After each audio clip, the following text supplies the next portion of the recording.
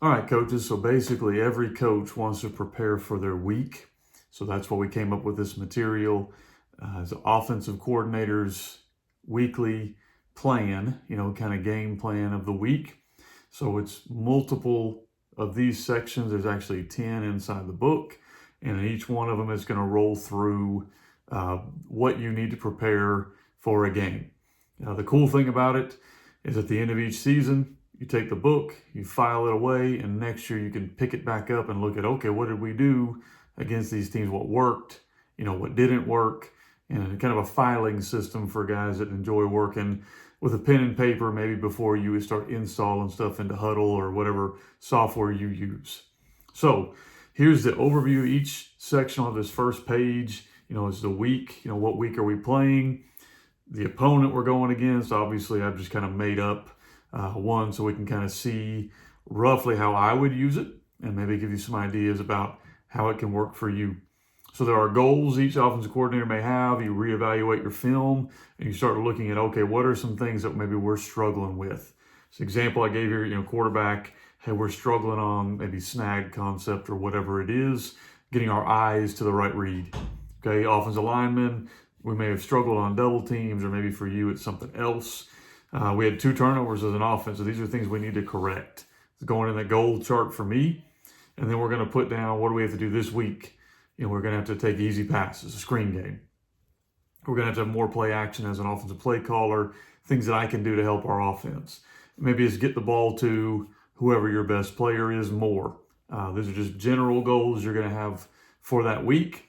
These are usually what I will fill out as I'm watching the film from last week, things we struggled with and we can get better at. Then you come over here to a weekend plan of what are we going to do to make this happen.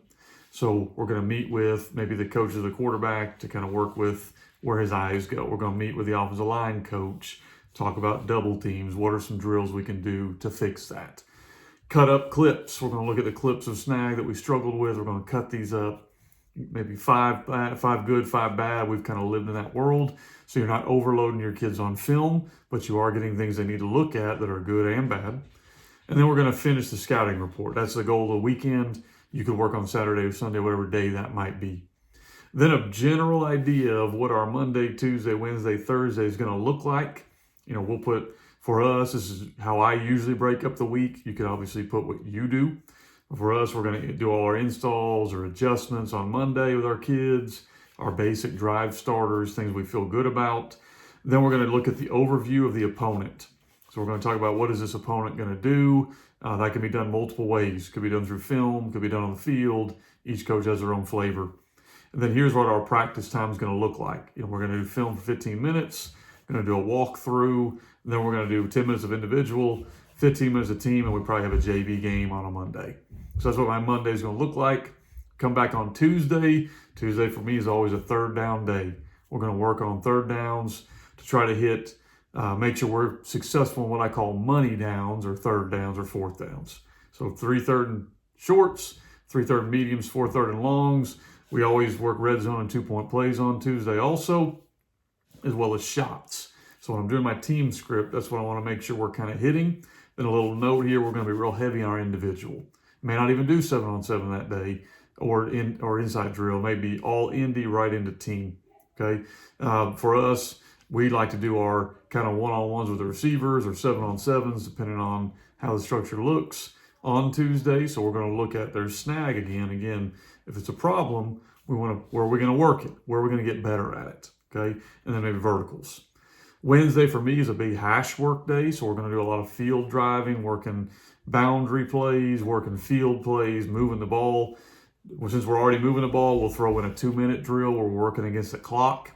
And then here again, here's our shots and high red zone, things we want to work then. And then here's your 7-on-7. Again, there's snag, but now we're going to run snag maybe from a motion look or from trips. So we're going to work the same concepts on Wednesday, maybe from a different formation. And then Thursday, most teams, that's basically going to be, we're going through our script, going through our third downs, our red zones and shots. And then I make a little note for myself, don't overcook, don't do too much on a Thursday. Okay. So then we roll through the next page for us. All right. For me on a weekend, I'm breaking down their starters. So on this sheet, there's potential 4 defensive linemen or 4 linebackers, and then 4 DBs. So they could be a 3-4, they could be a 4-3, they could be a 4-2-5, whatever it is, it's a space for you to kind of put, all right, here's the number, here's where he plays, here's my real quick notes as a breakdown. This is something we would print off and probably even give to our kids. Here's the notes I would give you. So this is the most important stuff. The boxes are not meant to be huge, that we're not writing an encyclopedia on this kid. We're putting enough information we know we want to take advantage of. So a couple examples here. I just kind of made up a kid. Maybe their strong DN is big, but he's not fast. He can be trapped. Okay, he's not much of a pass threat. So these are guys we're going to go after. Where over here, 44, okay, he's their best defensive lineman. Here's what he does. Here's his size. And you can go through each player as you see fit. And then on the bottom, it's just general notes on their defense. So general notes on the defense, we put like, hey, maybe have great team speed, okay, or don't, hopefully, we could put, they don't have a lot of depth, or how many kids go both ways, just general notes you're going to put on there. Then on the second part of the section, a lot of times I'll write kind of game plan stuff. We're going to go after maybe their safeties, or maybe we're going to shift to attack their smaller D linemen. Whatever it is, that's kind of where this section comes in, much more on their players and their evaluation. Okay, then pretty simple stuff, most standard stuff. We're going to look at, okay, here's some of our base looks. What are we getting to that? What have we seen on film that they've lined up to against this set or that set or whatever set? Pretty simple, easy stuff for us there. Okay. Then the next one is the same thing, but it's to the field. So essentially, same deal. Right now we're on the short side of the field. Are they going to play that different? If we get on the short side of the field, are they going to bring pressure off the short side like a lot of defensive coordinators do? Or are they going to try to bring pressure off the field side and leave the screen game open? What are they doing to the field against our main sets?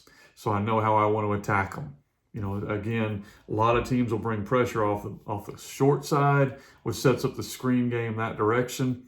Sets up a lot of one-on-one opportunities that direction, or maybe a rail route or whatever it might be. But we're looking at how do they play. This is the left hash, and then here's the right hash. How are they playing? Either way, do they play it differently? You might even want to put a little note like, where's their sideline? Do they play different to their sideline as opposed to your sideline? I think it's very overlooked when you're breaking down an opponent, is how they handle the field and the boundary. Then you look at blitzes shown. So this is just a section where, hey, these are for me, I'll do like 3rd and longs. These are their 3rd and long blitzes. What are they bringing on 3rd and long? And we'll draw up maybe their 2 top 5, top 3, top 2 blitzes, whatever it is. Then you can see here I put goal line. So on the goal line, maybe they get into this type of look where they're just all gapping you. Okay, and then I put down a section on their favorites. These are their favorite blitzes, the blitzes we're going to see most often. Again, you can put notes on here. You could draw the full formation if you want to. Just an idea for kind of where to go through as you're looking up blitzes. Also a really good card to give your scout team defensive coordinator. You can even mark them. Like go mark, this is blitz 1, 2, 3. And then as you're scripting, you can tell your defensive coordinator, hey, run blitz 1, run blitz 2, run blitz 3. Just an idea on how to get the look you want. You can do the same thing on the formation. I'm sorry, on the alignment. Okay. Then a bigger section here for coverages. Okay, we kind of went smaller font here so guys could do more coverages. I don't know if you're a guy that sees a lot of coverages or not very many, or what offense you run. But this gives you an idea of, again, we've done the left hash, middle, and then right hash. Does the coverage look different to the field or boundary? So you may want to put trips to the field, and on the next one, draw up trips into the boundary. Are we going to get a very different look, trips to the boundary as opposed to trips to the field, or what are we going to see there?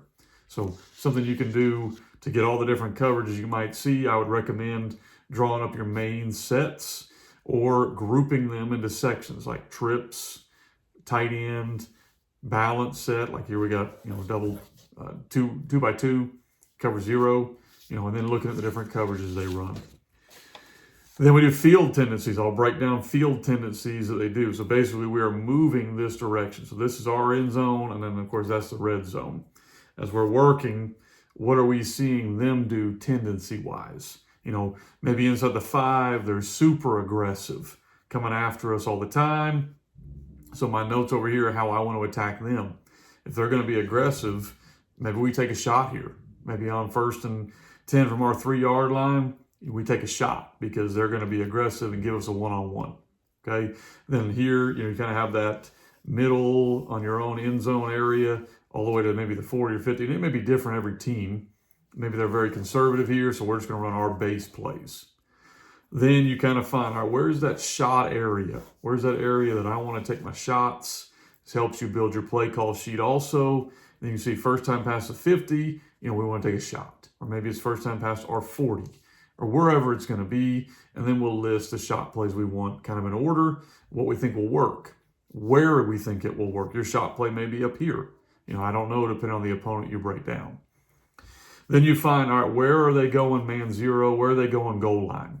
So you may be at the 25, they're going to start going man. Inside their own 25, they're going to go man. So our answer might be crossing routes, or maybe a screen, or maybe throw it to the running back. Whatever it is, my notes go here. The defensive notes go here. Then I put down like inside the 10, maybe they bring the house. You get inside the 10 and it's sell out, cover 0, 100% of the time. So what are we going to run down there? And that's where you'll fill your notes out. Then you get into, okay, now that we've broken down the defense, now let's script our offense. So what are the base plays we like? Of course, this may not change. It shouldn't change a bunch if you're doing a good job with your offense, but you may have different priorities. Like this week, we really like buck sweep, or we really like whatever, okay? Here's our base pass plays. Then the section next to it is what I call them if-thens.